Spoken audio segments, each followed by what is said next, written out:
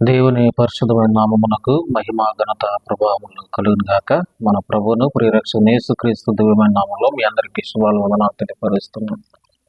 ఈనాటి దేవుని యొక్క లేఖన భాగాన్ని మనం ధ్యానం చేసుకుందాం. పరిశుద్ధ బైబిల్ గ్రంథంలో నుంచి తిమోతికి రాసినటువంటి మొదటి పత్రిక 4వ అధ్యాయము 8వ వచనాన్ని చదువుకుందాం. శరీర సంబంధమైన సాధకము కొంచెం మట్టుకే ప్రయోజనకరమగును గాని దైవభక్తి ఇప్పటి జీవ విషయంలోనూ రాబో జీవ విషయములను వాగ్దానంతో కూడినదైనందున అది అన్ని విషయములలో ప్రయోజనకరమవును. ఈ రోజున మనం ధ్యానం చేస్తున్నటువంటి అంశము దైవభక్తి. పౌలు గారు తిమోతికి అనేకమైనటువంటి విషయాలను తెలియపరుస్తూ వాటిలో శ్రేష్టమైనటువంటి మాటను దైవభక్తి అనేటువంటి విషయాలను గురించి మాట్లాడుతూ ఉన్నాడు. ఈ లోకంలో చెప్పుకోదగింది ఏదైనా ఉందంటే అది భక్తి విషయం. దేవుని అందలి భక్తి, ప్రభు అయినటువంటి యేసుక్రీస్తు నందలి భక్తి అనేది చాలా ప్రాముఖ్యం. ఈ సృష్టికర్త అయినటువంటి ప్రభు అయినటువంటి క్రీస్తు ఆయన నోటి మాటతో కలుగు చేస్తున్నటువంటి విధానము మనకు తెలుసు. సమస్తాన్ని చేయగలిగినటువంటి క్రీస్తు యొక్క నామము అనుసరిస్తూ మానవులకు దేవుడు ఏర్పాటు చేసినటువంటి రక్షకుడైనటువంటి క్రీస్తు యొక్క నామాన్ని స్మరించడం అనేది చాలా ప్రాముఖ్యంగా యవన ప్రాయములో ఉన్నటువంటి తిమోతికి మరి పౌలు గారి ద్వారా తెలియజేయబడుతున్నటువంటి విషయం ఏంటంటే దైవభక్తి. ఈ రోజున మనం పిల్లలకు అనేకమైనటువంటి విషయాలు నేర్పిస్తాం, అనేకమైనటువంటి తెలియని సంగతులను తెలియచేస్తాం. అయితే భక్తిని నేర్పించాల్సినటువంటి ఆవశ్యకత, ప్రాముఖ్యత ప్రతి ఒక్కరి మీద ఉంది. పెద్దవారు వారి పిల్లలకు, తల్లిదండ్రులు వారి బిడ్డలకు, మరి కుటుంబంలో దేవుని గురించి తెలియని వారికి, బంధువుల్లో దేవుని గురించి తెలియనటువంటి వారికి, ఎవరైతే భక్తిని తెలుసుకొని దేవుని ఆశ్రయిస్తూ ఉన్నారో చెప్పాల్సిన బాధ్యత వారిదే. కనుక ఈ భక్తి విషయంలో ఏంటి కలిగేటువంటి లాభము? దైవ భక్తి అంటే దేవుని యందు భక్తి, క్రీస్తునందు భక్తి.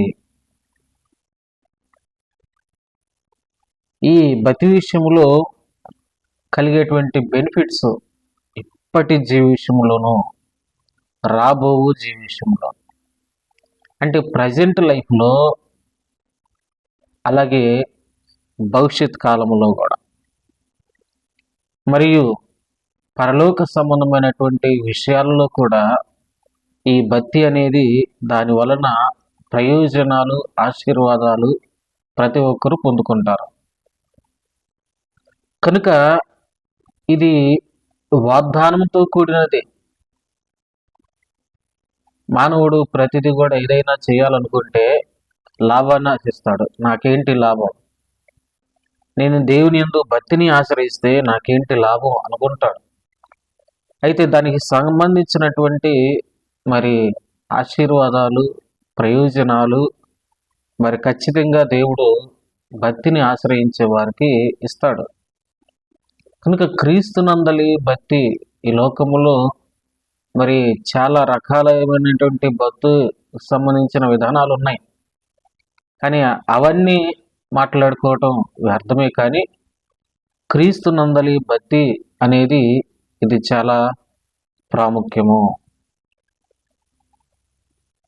2 రాజుల గ్రంథము, రాజుల 2వ గ్రంథము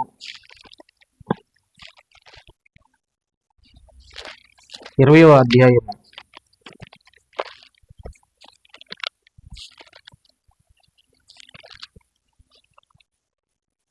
3వ వచనాన్ని చదువుకుందాం.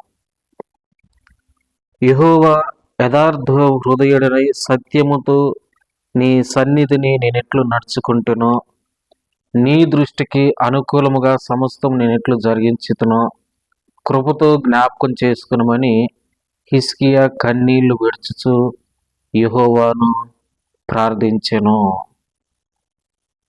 భక్తి జీవితాన్ని కలిగినటువంటి హిజ్కియా అంటే భక్తి జీవితము ద్వారా ఆయుష్ను, ఆరోగ్యాన్ని పొందుకోవచ్చు.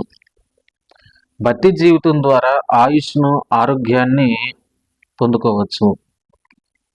హిజ్కియా జీవితంలో మరి జరిగిన ఒక సంఘటన ఏంటంటే మరణకరమైనటువంటి రోగము కలిగింది.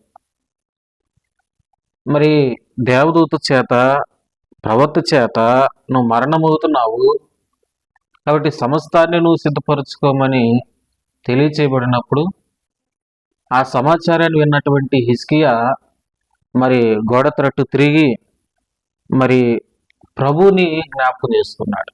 జీవము గల దేవుణ్ణి జ్ఞాపకం చేసుకొని, నా దేవా, నా ప్రభువా, మరి దయతో నన్ను జ్ఞాపకం చేసుకో.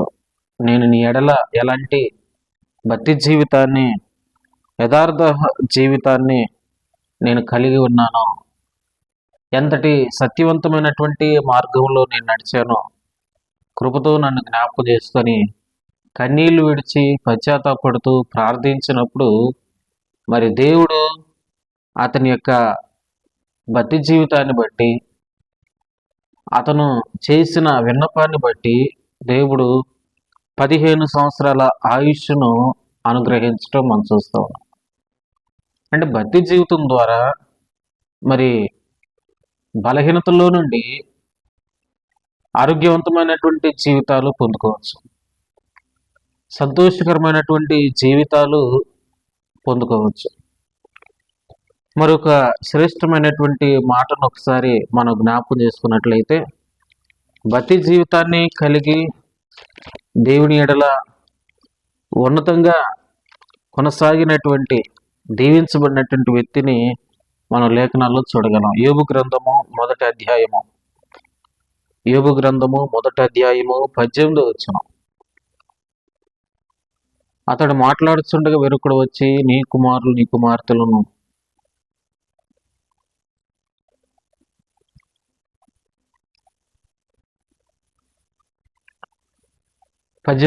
అతడు మాట్లాడుతుండగా వేరొకడు వచ్చి, నీ కుమారులు నీ కుమార్తెలను తమ అన్ని ఇంట భోజనము చేయించు, ద్రాక్షారసము పానము చేయించుండగా.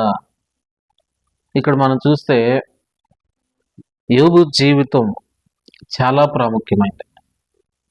అందుకే ప్రారంభం 1వ అధ్యాయములో 1వ వచనంలో చూస్తే, యథార్థవంతుడు న్యాయవంతుడై దేవుని యందు భయభక్తులు కలిగి చెడుతనమును విసర్జించిన వాడు.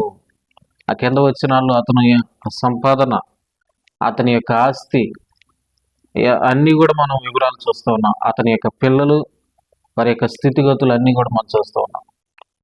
అయితే మరి యోబు జీవితంలో ఒక పరీక్ష జరిగినప్పుడు ఆ పరీక్షలో అపవాది మరి ప్రమేయం అనేది, అపవాది చొరబడి ఆ భక్తి జీవితాన్ని చెడగొట్టడానికి అపవాది కంకణం కట్టుకున్నాడు.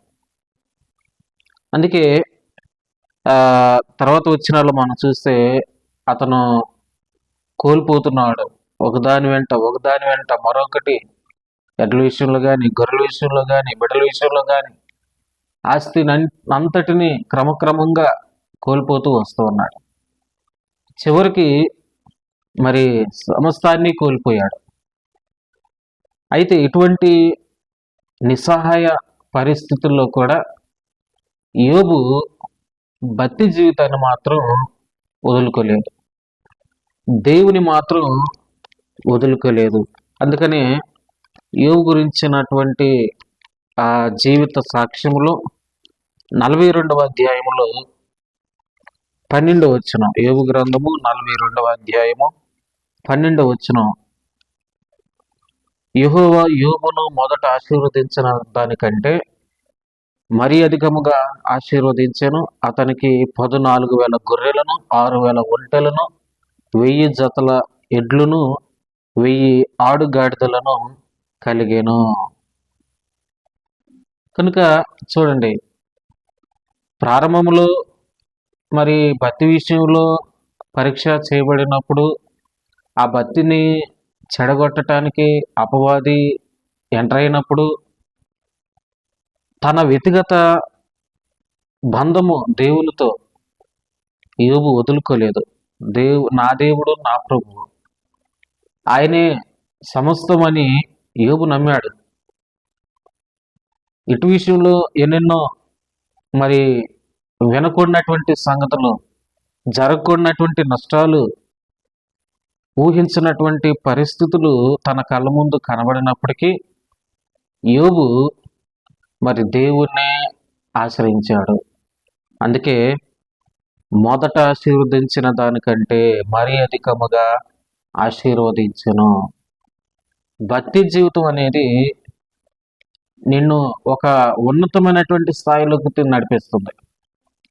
భక్తి జీవితం అనేది నిన్ను ఉన్నతమైనటువంటి స్థితిలోకి నడిపిస్తుంది. కనుక ఒకటే గుర్తుపెట్టుకోవాలి, మన భక్తి జీవితంలో ప్రభువునే ముందు పెట్టుకోవాలి. ఆయన మరువకూడదు. ఆయనను ఏ పరిస్థితిలో కూడా మరువక మరి ఆశ్రయిస్తూ ప్రభుని మనం వెంబడిస్తే దైవ దీవెనలు, ఆశీర్వాదాలు మనం పొందుకుంటాం. కనుక ఈ అంత్య దినాలలో ప్రతి ఒక్కరు కూడా భక్తి జీవితాన్ని కలిగి ఉంటాం.